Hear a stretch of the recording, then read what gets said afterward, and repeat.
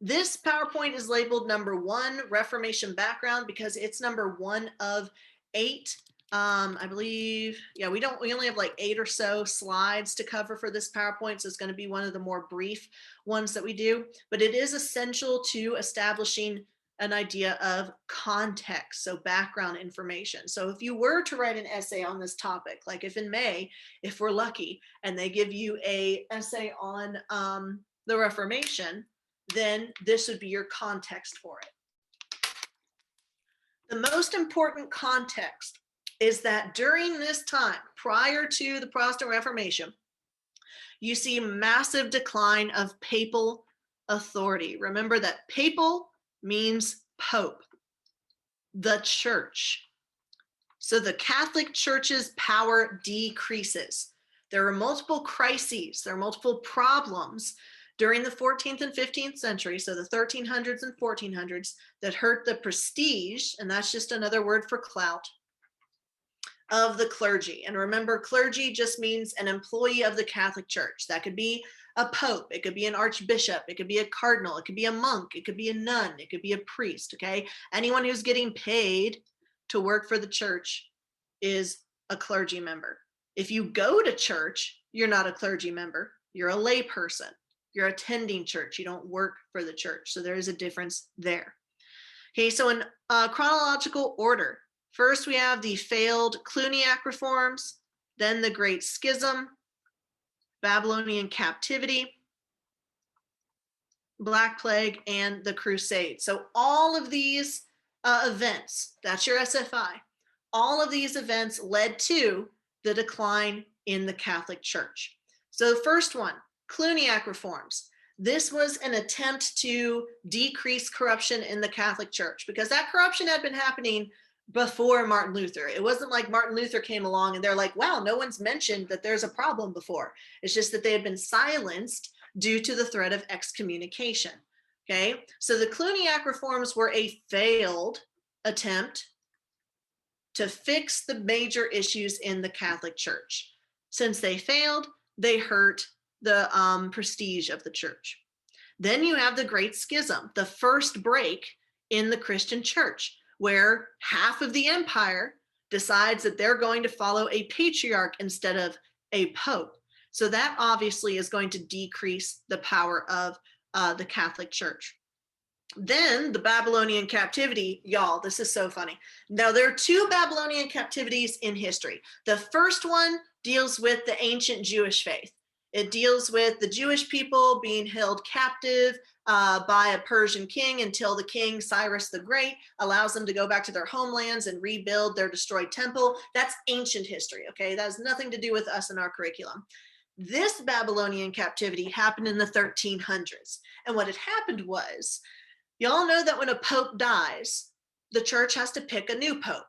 Okay, like typically they'll gather, they'll vote, we see white smoke come out of the chimney at the Vatican, and we know a new pope has been chosen, right? A member of the Catholic clergy, okay, not just a random person who's Catholic, but someone who actually works in the Catholic Church gets picked for that position. Well, one such pope was a French pope, and he decided that he didn't want to live in Rome. Remember that Rome is the center of Christendom. That's where Vatican City is. That's where the Pope is supposed to live. And he was like, I kind of like living in France, so I'm not going to go to Rome. Well, the French love this because this means they get more power. If you have a Pope living in your country, then you get a lot of political power in addition to religious power. So the French were like, thumbs up. But the Vatican was thumbs down. They're like, no, you have to live in Rome. And he was like, well, make me, I'm the Pope. Okay. So then that Pope starts picking a bunch of French people to fill positions in the church. So the French power continues to increase and increase. And other countries in Europe really don't like this. They feel that this is unfair. Well, from 1309 until 1378, you're going to continue to see this Babylonian captivity. Each of the popes following that first pope continue to live in France, and they are French. So eventually the rest of Europe gets fed up with this, and they say, okay, so y'all have your French pope. We don't think that he's the real pope because he's not living in Rome. So we're going to elect our own pope. So now you have 2 popes at the same time. And that is one too many popes. This is a huge conflict, y'all, because there can only be one person holding the keys to heaven at any given time. So this pope says that this pope is the anti-pope, okay, the antichrist essentially, and excommunicates him. This pope turns around and says, no, you're the fake pope, I excommunicate you. So this is a big problem for Catholics because you need to pick the right pope to get to heaven, because this pope says whoever follows this pope is going to hell. Big deal, your eternal soul, right? So how do we solve this problem of having one too many popes? Well, they decided to elect another pope. So now we have 3 popes. Really big deal. And they all excommunicate each other. No one knows who is the true pope and who are the anti-popes, and they're all fighting each other until eventually they narrow it down to, all right, we have this one pope. We're back down to 1. But this really isn't a good look for the church, because it's like, if you're supposed to trust this one person to be in charge of the entire Catholic Church, and you have 3 people and they're all excommunicating each other, there's the question of, who am I supposed to follow if I want to get into heaven? Okay, so less influence for the Catholic Church there. Then at the same time, the Black Plague arrives from the East. Now, did the Europeans understand germ theory at this time? Had they figured out germ theory? No. So they believed that if someone gets sick, it's because God is punishing them. Now, why would God punish them? Because they're sinners. Okay, so by virtue of this, the spread of the Black Plague in Europe means that it was a plague sent by God, that God was angry with them. So how do you get rid of sin? You go to the church. You confess to a priest. Okay, so they believed the disease was caused by sin, but the church couldn't stop the disease. So immediately people are going to think, well, sin causes sickness. The church can't cure this sickness, so the church must be corrupt.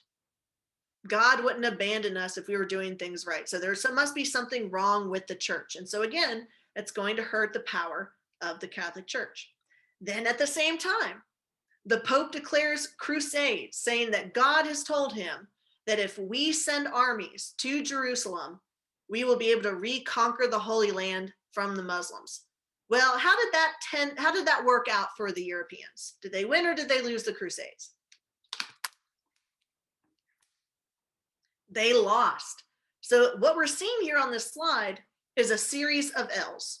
The crusade was an L, the Black Plague was an L, the Great Schism was an L for the Catholic Church, the Babylonian captivity was an L, so they just keep losing. Okay, so this is going to be huge in the decline of the church as a whole. And every reform movement, like the conciliar movement or the Cluniac reforms that come along, are shot down.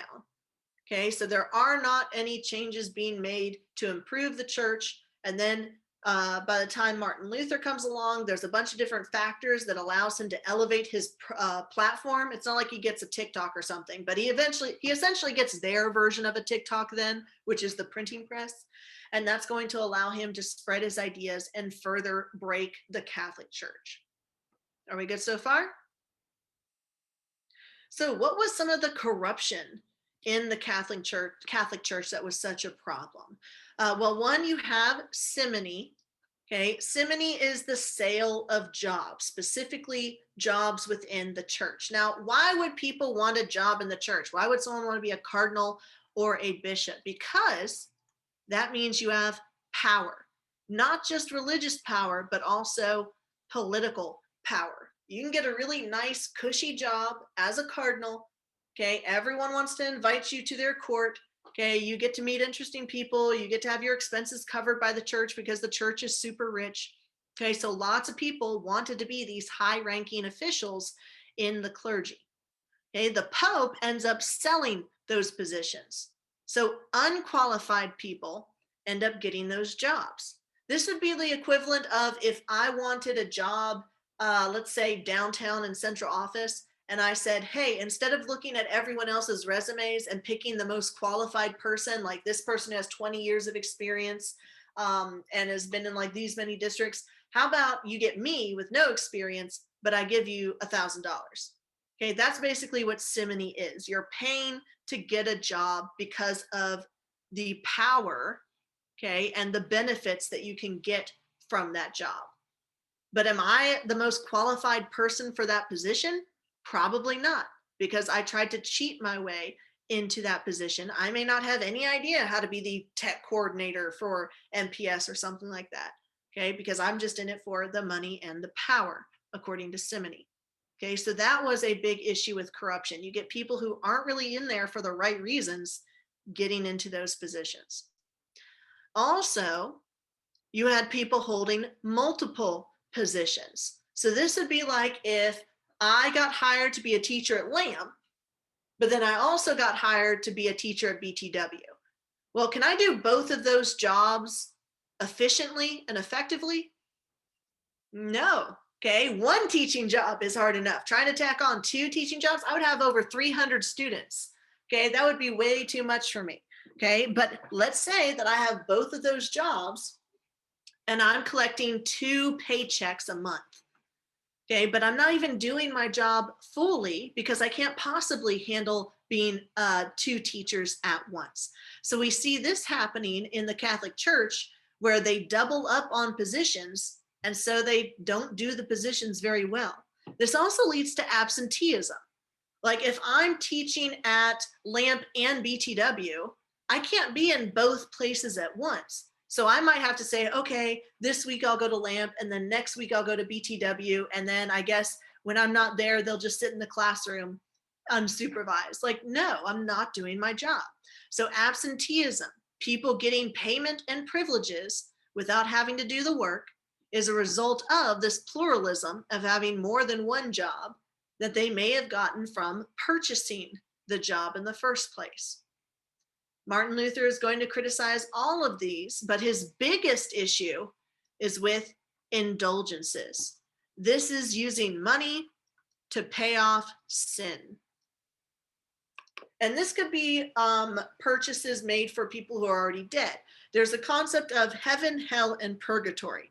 Obviously, heaven is where you want to go. Okay, cool place. Obviously, hell, not so cool. You want to avoid hell.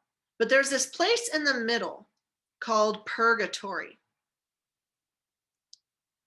Okay, so for instance, if a baby is born, babies don't know how to sin. According to the Catholic Church, you have to get to age 7 before you can start understanding sin and the forgiveness of sins and all those things.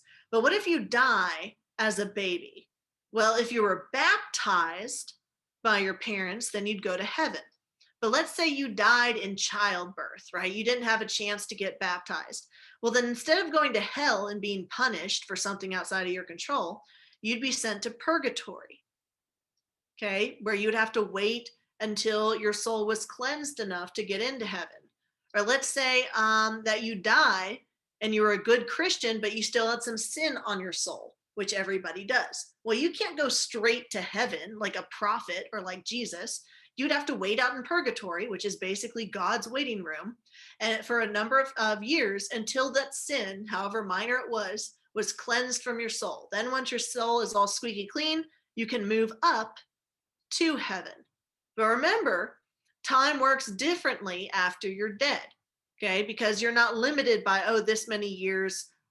You could be in purgatory for hundreds of years, just waiting and waiting and waiting until you're clean enough to go to heaven, okay? So if you wanted to get your grandma out of purgatory, okay, you would have to buy some indulgences to help clean her soul faster because the Pope has the power to forgive sins. He holds all of the power of heaven. So if he decided this person who's in purgatory can go straight to heaven, he could snap his fingers and make it so. Okay, and so that's the idea behind indulgences. Let's say my Meemaw dies. I knew she was a good Christian woman, but she would do something like cuss a little bit, like maybe when she was driving she would cuss somebody out, and so I'm like, I want to be safe better than sorry, so I'm going to pay $100 to take 10 years off of her purgatory time. So it's essentially like the Catholic Church selling Girl Scout cookies but instead of giving out cookies, they give out forgiveness for sins. Now, obviously, Martin Luther's going to have a big problem with this because that means the rich can do whatever they want.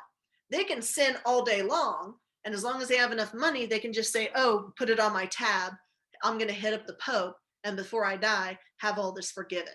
And he says that the Bible doesn't say anything about indulgences being a proper channel for the forgiveness of sins. And so that's going to be his main point in his 95 Theses.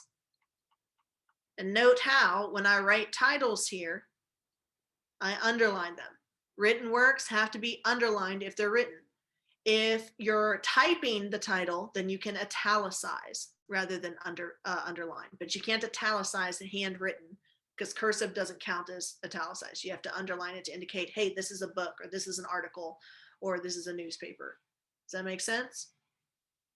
All right, so it looks like we are out of time for today. So when we get back tomorrow, we're going to move on to further examples of corruption, like nepotism, which is hiring family members, but also the Pope having some baby mamas and some children out of wedlock, which is a big no-no if you're a clergy member. Now remember, if you get a question asking what was Martin Luther's biggest issue, or what was the biggest issue of corruption in the Catholic Church that led to the Protestant Reformation, the big one is going to be indulgences, the idea of paying money for forgiveness of sins to get you out of purgatory. Remember that heaven is the goal, purgatory is the waiting room until your soul is cleansed of sin, and then hell is the bad place. Okay? Now, on the second slide, we're going to talk about nepotism, a very fun word. Nepotism is giving jobs to your family members, giving things to your family members that they're not qualified to receive. So, like, let's say, for instance, that I'm a teacher, and let's say I have a nephew, and they go to LAMP, and I end up teaching them, right? If I start giving them grades or favoring them, because they're my nephew, because they're family, and I'm like, oh, well, you turned that in late, but I'm not going to count it as late. Or, and I know you that you only made this on the essay, but I'm going to give you 10 extra points. Or I'm going to make you the line leader when we go to lunch, something like that. That would be favoring my family members unfairly over others, right? That is corruption. That is bad, which is part of the reason why if I'm, proctoring the PSAT or another standardized test at the school, if I have someone who's in my family taking the PSAT at that school, I can't be a part of the test administration. I can't be a proctor. I can't be a hall monitor. I don't think I'm even allowed to be in the school building while they're administering that test, because they want to make sure that no nepotism is going on. Okay, now how does this relate to the Catholic Church during this time? And keep in mind, this is old Catholic Church. The modern day Catholic Church is different. Do they have nepotism and simony and all that going on today? No. Okay, so make sure you keep those time periods separated. This is not bashing the Catholic Church today. Okay, so with nepotism in the Catholic Church, you had some members of the clergy, and remember that the clergy are the people who work for the church. The people who attend church every Sunday and Wednesday, those are lay people. Those are different. They don't hold positions in the church. Clergy means that they're priests or bishops or cardinals or monks or nuns. They are officially under the employment of the church. Okay, so there were some clergy members who were elevating members of their own family by giving them cushy church positions. Remember that the church had a lot of clout, not just religiously, but also politically. Okay, so you're going to see political powerhouses like the Medici family in Italy start strategically putting members of their family into the church hierarchy until they finally rise up to the power of Pope, which you may remember is the very top of the Catholic Church. Okay, the big person in charge. Okay, and so with that nepotism, with the addition of unqualified family members in the ranks of the clergy, you're going to see that they're not going to fulfill their roles as effectively. Like if I have my nephew in class and I just keep giving them A's on tests and whatever, does that mean that they're going to be able to pass the AP exam?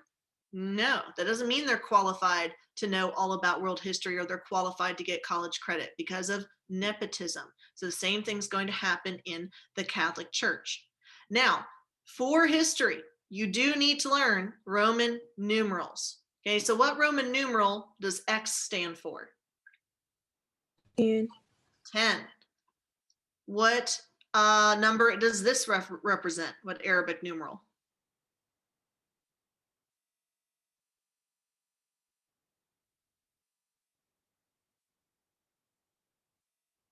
This represents 7. Okay, so here's how this works. 1 is just an I. Then you add more I's to add numbers. So 2 I's is 2. 3 I's is 3. But then when you get to 4, okay, you have to do some subtraction. A 5 is this V. So if you put a numeral, oh, you can't see what I'm writing? Oh, I still have y'all on. Wait. Okay, I had y'all on the wrong. Was it looking at attendance instead of the PowerPoint? I'm sorry, y'all. It was open in 2 different PDF forms, so I hit PDF thinking that it would go to it. My bad. Where were we? Okay. So nepotism is favoring family members. You have 2 popes that did so, Leo X and Clement VII, who built up the Medici family in Italy. This is how you do Roman numerals: 1, 2, 3. This is 5, and so you have to subtract. So you have to put the I before the V. Okay, so 1, 2, 3, 4, 5. And then you add to go after 5. So VI is 6. VII is 7. VIII is 8. Okay, X is 10. So to do 9, you put an I before the X. Okay, that would make 9. Okay, so you need to know 1 through 10 of Roman numerals. You don't need to know that like L is 50 and M is 1,000. Okay, that's additional, like if you're just studying Roman numerals for funsies. But you do need to know the differences between 1 through 10, because if I write Henry the Fourth, that's a French king. If I write Henry the Eighth, that's an English king. Okay, so you're going to see some kings have the same first name, the same royal name, but then they have different numerals indicating which Henry they are. Okay, so it's important for ID terms and for the essay that you figure out what those Roman numerals are and that you use them correctly. Does that make sense so far?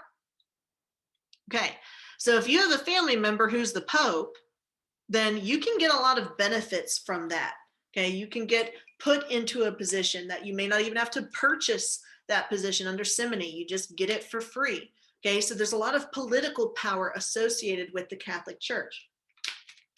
And that ends up corrupting it from its original purpose of saving souls. Okay, so instead of focusing on how to help more people get into heaven or to spread the religion of Christianity or spread the gospel, they focus more on how do I get the most out of this political position. And so as a result, you're going to get some popes that aren't really fulfilling their popely duties. Okay, thus you get the moral decline of the papacy. Remember that the papacy is just the office of the pope. So if you see papacy or papal or pope, they're all talking about the same thing. Okay, now there are certain oaths that you take when you become a member of the clergy. Like if I were to become a nun, I would have to take the oath of poverty, which, check, got that down already. Okay, so the oath of poverty. I would also have to take an oath of service where I serve the community, right? I would work in a convent, helping the poor, making clothing, giving my service in that way. But I would also have to take an oath of chastity. So I couldn't get married, couldn't have kids, can't be downloading Tinder and swiping right, okay? Because as a nun, as a member of the clergy, all members in the church hierarchy take those same oaths. So a nun can't have sex, a priest can't have sex, the Pope can't have sex. Well, the Pope Alexander the Sixth, decided he didn't really like that rule so much. So he was just going to break it. So he has multiple baby mamas, and he also has multiple bastard children. Now, that's not a cuss word in this context, okay? To call someone a bastard in this context, the historical context, simply means that their parents were not married when they were conceived and born. Okay, that means in the historical context that they don't have a claim to inheritance. So, for instance, Henry VIII, he is going to be famous for having a bunch of wives, 6 wives. Well, he was still married to his first wife, Catherine, when he got his baby mama, Anne Boleyn, pregnant. Now, if Anne Boleyn had a son out of wedlock, that's not a prince. That son can't inherit the kingdom and continue the royal heritage because it was born out of wedlock. And so he very quickly divorced his first wife so he could hurry up and marry Anne Boleyn before she had the baby, so that when it was born, it would be a prince or a princess. And it turns out it was a princess, so he was super disappointed because he wanted a boy. But he's going to continue having wives in the goal of eventually having a son. Okay? And so when I say bastard child, it just means they're born out of wedlock because it matters in the context of primogeniture and inheritance in the feudal system in Europe. Okay. Now, are popes supposed to have baby mamas and children? No, but he was doing that anyway. Well, what kind of look does that send for the church? Oh, do as I say, but not as I do. I can sin because I can forgive my own sins because I'm the pope. That's going to lead to some discontent. And also, it's going to lead to other clergy members following what the Pope does. Well, hell, or heck, if it's good enough for the Pope, then it's good enough for me. Okay, so you're going to see that 20%, 1/5 of priests in the diocese, and that's just like a group, like a state or a province of Trent, kept concubines. And concubine is just a fancy history way of saying side chick. Okay, so they followed what the Pope was doing. He was declining morally. And so as a result, the rest of the church declines morally. This is breaking their oaths of office, the oaths that they took when they took on those holy rites. Does that make sense? Okay. In addition to that, we also have clerical ignorance. Now, in this context, clerical refers to clergy. Now, it's kind of important that if you have people teaching you how to get to heaven, that they actually know what they're talking about. Like, let's say that I was teaching AP World History and I didn't know anything about history. Like, I didn't have a degree, I didn't know anything about the AP test, and I just go on and start telling y'all lies about history, right? Well, then by the time you go to take your exam in May, you're going to be screwed. Like, you're not going to be able to pass that test because you've been taught by someone who didn't know what they were doing. Now imagine if instead of college credit being on the line, your eternal soul was on the line. Kind of a big deal. Okay, so you don't want your priests or your clergy members not knowing the rules of what's a sin and what's not a sin, because if they turn around and teach people the wrong thing, that's damning people to hell. So many priests during this time were illiterate. They couldn't read or write, which is a big deal if you have a holy book with all the rules for what you're supposed to do during your lifetime. Now, the holy book that they followed was the Bible. And it's a book, so I underline it, okay? But specifically, they followed the Latin Vulgate.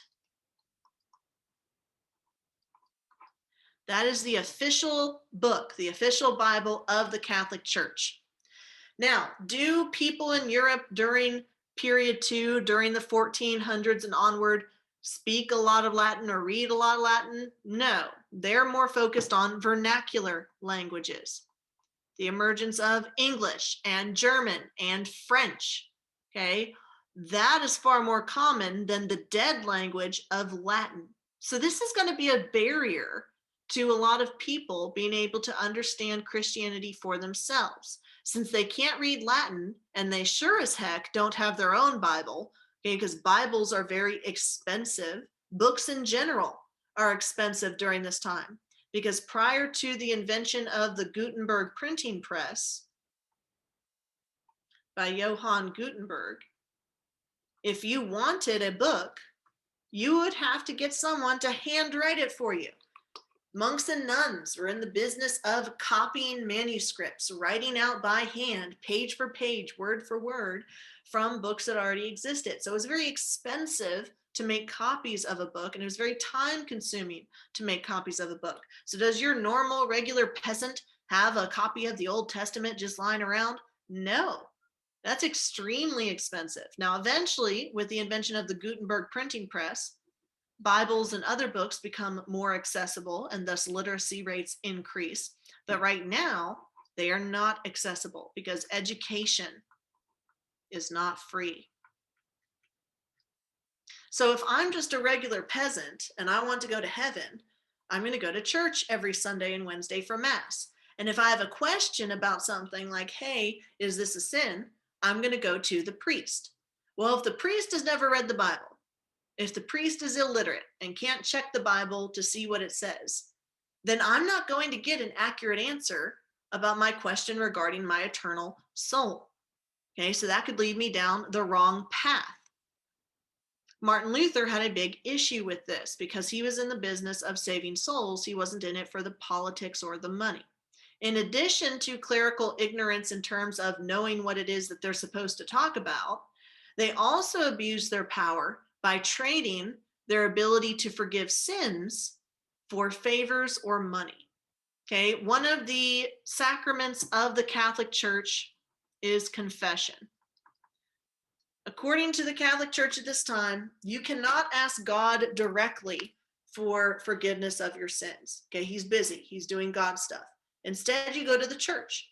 God gave the members of the church, the clergy members, the power to forgive sins. Dating all the way back to Peter the First, when Jesus made him the first pope. Okay, so if you want to have your sins forgiven, you have to go to confession. You meet with a priest. You say, forgive me, Father, for I have sinned. It's been X amount of days since my last confession.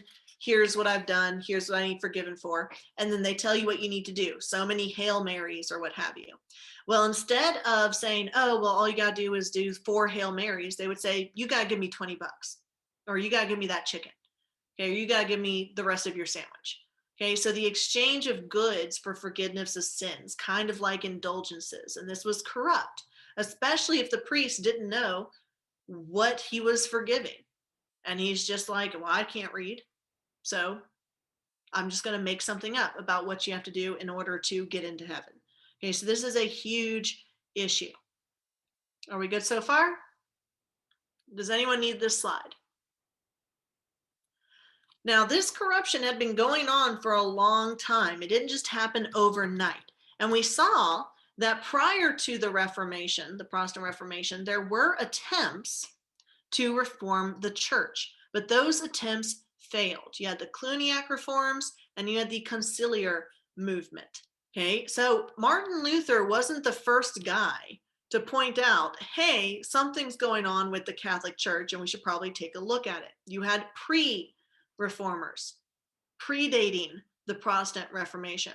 And we're going to talk about John Wycliffe, John Huss, Zwingli, more than Thomas à Kempis, that's more for like AP European history, and Erasmus. Now, what tends to happen when people criticize the Catholic Church?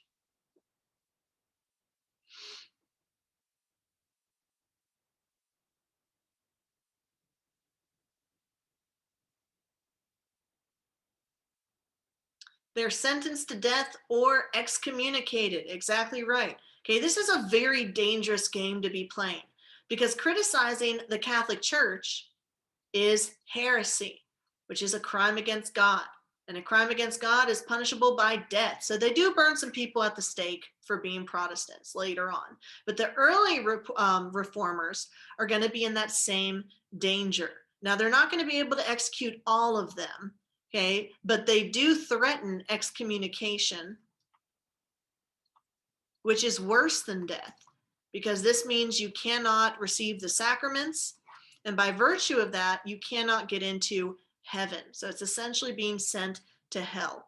And so these are the first critics of the Catholic Church that weren't successful at the reforming the church, but they did lay the foundation for Martin Luther to be successful in his criticisms. So the first one that we're going to talk about is John Wycliffe. Now, he wasn't executed because he was too far away. He was in England.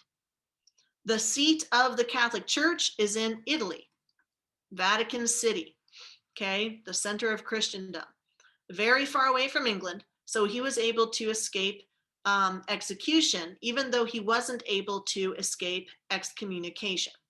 And so, what are some of the ideas that he had that the Catholic Church deemed heretical? Well, number one, he decided we don't need priests. We don't need to go to a priest for confession of our sins. We can simply talk to God ourselves. We don't need to talk through an intermediary like a living person or a saint. Like, say, in the Catholic Church, for instance, if my cat Tippy got sick, then I might pray not to God, but to Saint Francis of Assisi, because he is the patron saint of animals. Now, this doesn't mean that I worship the saint as a god. It's just that this saint is a holy figure that I can ask to intercede on my behalf. So it's not polytheism. It's still just one God, but there are various holy saints that make up the community of heaven that I can call upon, right? Well, in the Catholic Church, you have to go through these intermediaries, or you have to go to a priest to have your sins forgiven. Wycliffe says that's not necessary. You can go directly to God and have a personal relationship with God. And you don't need the priest to explain Christianity. You could use the Bible as the sole authority. So, do you need a pope? No, you just need the Bible. Well, here's the issue though, the Bible is in Latin. Not a lot of people can use the Bible. And so, in order to correct this, he translated some of the Bible. Now, did he translate the entire thing? No. Martin Luther does later. But Wycliffe was the first one to try translating parts of the Bible into the popular languages of the time. So translating it into English as opposed to using the Latin Vulgate. Now, that's a big heresy because the Catholic Church said if you translate the Bible, then you change what it says, and that's a crime against God. Okay, so Wycliffe was public enemy number one for the Catholics. He said that the Catholic Church wasn't necessary. You don't need priests. You can go directly to God. You don't need the Pope. You can go directly to the Bible to figure out how to get to heaven. And he also diminished the importance of the sacraments. Now, the Catholic Church had 7 sacraments. The first 2 were actually kept by the Protestants because they were the only 2 sacraments that were actually in the Bible. So the first one, communion, you may see it referenced as the Eucharist. It's the same thing, different words to say the same sacrament. And this dates back to the final supper, the last supper that Jesus had with his disciples prior to his crucifixion. And so in this Last Supper, he took the bread and the wine and he said, "This is my body given for you. Do this in remembrance of me." And so the Catholics believed in transubstantiation,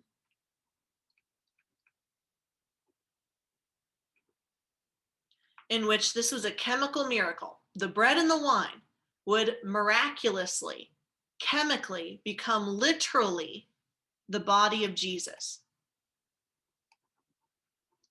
Okay? You couldn't see it, but it happened, right? Because it's a miracle. This is what led to the Christians being persecuted in the ancient Roman Empire, is because it started this rumor that, oh, they were cannibals and they were sacrificing people, like they're eating their God. Like, no, it's a sacrament, okay? So at some point, the priest performs the holy rites over the bread and the wine, and they become the literal body and blood of Jesus Christ. So it's a big no-no to drop it, right? And you can't have any leftovers. So the holy body is put aside as a sacrament in a special container, and the priest has to drink the rest of the wine. They can't leave any left behind. There's no leftovers of Jesus, right? The Protestants are going to believe in consubstantiation, where it's not the literal body and blood of Christ, but it's more so the spirit of Jesus is there with them as they're completing that sacrament rather than a literal transformation. Okay, so when you see transubstantiation, trans means change, like to transform. Substantiation means substance. So the substance, the bread and the wine, transforms into the literal body and blood. The other sacrament that the Protestants keep is baptism. Communion was in the Bible with the Last Supper. Baptism was in the Bible because Jesus was baptized by his cousin John the Baptist. Okay, so they're going to keep that. Now, the Catholics baptized babies because if you died without being baptized, you would be sent to purgatory. So it was a big deal to have your baby baptized as soon as possible so that if they died young, they would be able to get into heaven because the age of sin doesn't start until age 7. So they wouldn't have to spend as much time in purgatory, as opposed to if you're not baptized, you would have to be sent to purgatory. These are the only 2 that the Protestants keep. The remaining 5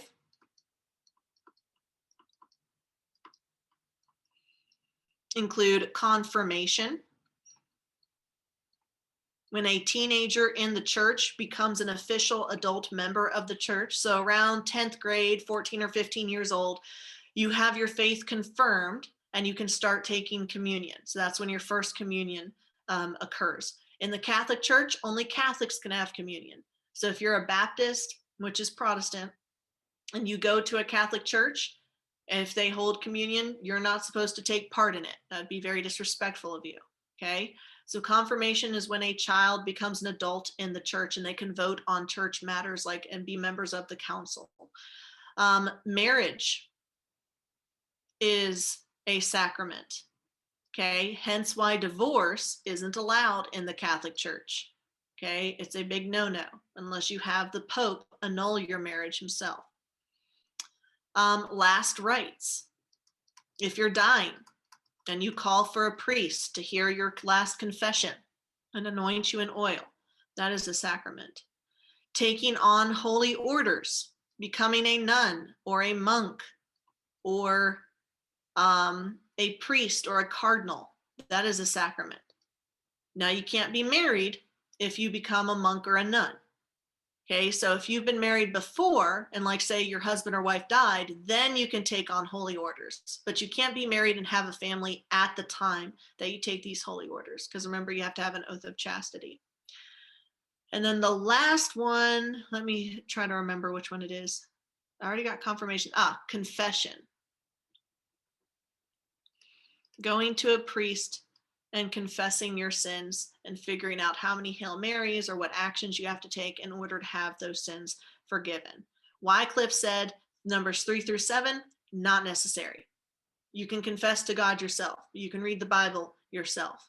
Okay, but communion and baptism stay. And his followers in England were known as the Lollards. So even before 1517, about 200 years before Martin Luther came on the scene, there was already some opposition to the Catholic Church and the teachings of the Catholic Church. Does that make sense so far? Okay. Whereas Wycliffe was able to escape execution, our next reformer was not so lucky. He was burnt at the stake for heresy. Okay, because he was a part of the Czech Republic, which is in the mainland of Europe. So much closer to Italy, much more accessible. His ideas were similar to what we see with John Wycliffe, but he, unlike John Wycliffe, is going to be executed for those beliefs. He is burnt at the stake. Now, Wycliffe's followers were called Lollards. Huss's followers are called Hussites. Okay, please don't write in an essay that his followers were the Hussies. Like that always happens. Somebody inevitably is like, oh, they were a Hussy. I'm like, no, they were Hussites. Okay, the followers of John Huss. Another pre-reformer during this time that actually Martin Luther had a lot of problems with. He and Zwingli hated each other because they disagreed about communion. It was like one little thing and then they just beef over it forever. He was from Switzerland and he wanted to follow the exact teachings of the Bible. Well, there's nothing in the Bible about confession and indulgences. And so cut all those out and only keep exactly what's in the Bible, like baptism and communion. He's actually going to die a horrific death on the battlefield, being torn limb from limb. And Martin Luther's so petty. He's so messy. He's just like, when he hears about his death, he's just like, hey, good. It's like, dude, you hated him that much. Y'all were both against the Catholic Church. You just disagreed about this one thing. Like, talk about holding a grudge. Martin Luther could definitely hold a grudge. Like, he is going to be problematic because even though he tries to reform the Catholic Church, he gets it into his head that he can single-handedly convert the Jewish people to Christianity. Now, he believes that the Jewish people didn't convert to Christianity because the Catholic Church was so corrupt. And so he believed that if he presents these new Christian beliefs that he's created, that he'll be able to save their souls and get them over to Christianity and to believe in Jesus Christ. Well, he fails at converting great amounts of Jewish people. And so he becomes an anti-Semite, which means a person against Jewish people. So he's racist against the Jews. And he actually writes some pretty anti-Jewish texts that actually Hitler during World War II uses as justification for the Holocaust. So he is going to be problematic in that case. At first, he's like, yeah, we're going to welcome the Jews because they're going to convert now that we fixed Christianity. But then when he fails in that, he gets very bitter about it. All right, the last critic that we're going to discuss is Erasmus, and he's going to write a book called In Praise of Folly. So notice how this is typed, therefore it is italicized. If it was handwritten, I would underline it. Now, how does he escape getting burnt at the stake? Well, he claims that this book is a work of satire, that it's not based on real life, it's just a fictional story. So he hides behind this idea of satire so that he doesn't get excommunicated by the church. But in this book, he criticizes what's going on in the church and the hypocrisy of the clergy members. But since he says, hey, it's not based on real life, this is just a fictional book, it's a work of fiction, he's able to get away with it. Now, his reforms and John Huss's reforms and Wycliffe's reforms are all going to be unsuccessful. However, for context, they do set the foundation. They allow for the rise of Martin Luther. Okay, so you may see this quote, Erasmus laid the egg that Luther hatched, which is basically saying Erasmus walked so Luther could run. You see these small resistances against the Catholic Church that eventually builds up to the big one, to the Protestant Reformation. And there are going to be some factors that lead to Martin Luther being successful, whereas his predecessors had been unsuccessful. Prior to Martin Luther, there wasn't a printing press. So if Wycliffe and Huss write all of these pamphlets trying to spread the news about their criticism of the Catholic Church, it's going to be really hard for them to get that news out because they have to handwrite all the pamphlets and get that information out. It's a lot easier for officials to take up those writings and burn them and prevent them from getting spread. However, when Luther comes on the scene in 1517, the printing press has already been invented. So he can print his 95 Theses, make infinite amount of copies and spread them. And so that printing press allows him to go viral. And that's going to lead to him amassing a much bigger support base than his predecessors had in the early criticisms of the Catholic Church.